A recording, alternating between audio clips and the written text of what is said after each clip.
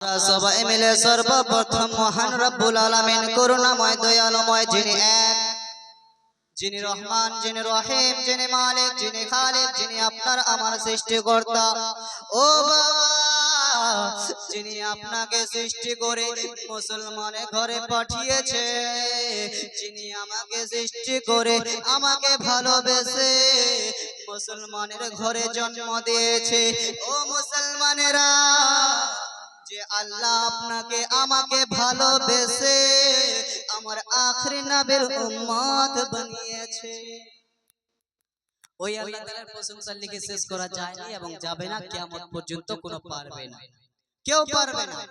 হাদিসের মধ্যে বলা হয়েছে আল্লাহ তাআলার শুকরিয়া আদা করতে যদি আমরা লিখতে শুরু করি, নদী নালার সমুদ্রের পানিকে যদি আমরা কালি রূপে ব্যবহার করি, গাছপালার পাতাকে যদি আমরা খাতা রূপে ব্যবহার করি, আর গাছপালার ডালকে কেটে কেটে টুকরা করে করে যদি আমরা কলম রূপে ব্যবহার করি, সবই কিছু শেষ হয়ে যাবে বাবা, কিন্তু আমরা আল্লাহর প্রশংসা লিখে শেষ করা যায়নি এবং যাবে না, কিয়ামত পর্যন্ত কেউ পারবে না।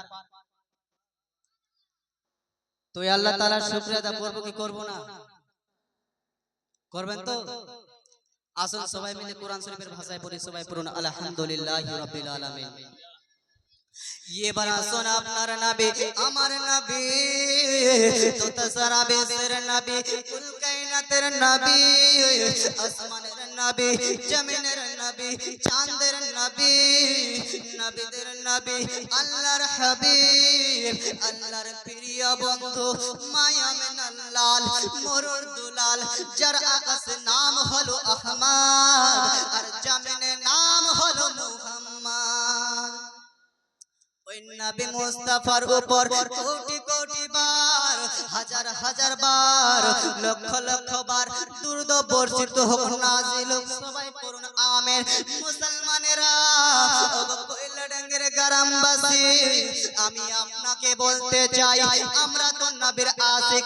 কিছুদিন আগে জুলুস গেল, আমরা জুলুস বের করেছি।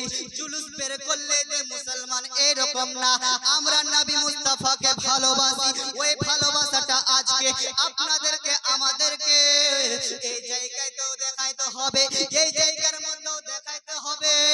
ওই নবী মুস্তাফার আশিক হয়ে, নবী মুস্তাফার প্রেমিকা হয়ে, নবী মুস্তাফার দিওয়ানা হয়ে, আর নবী মুস্তাফার ভালোবাসা নিজের কলিজা অন্তরের মধ্যে রেখে নবী মুস্তাফার উপর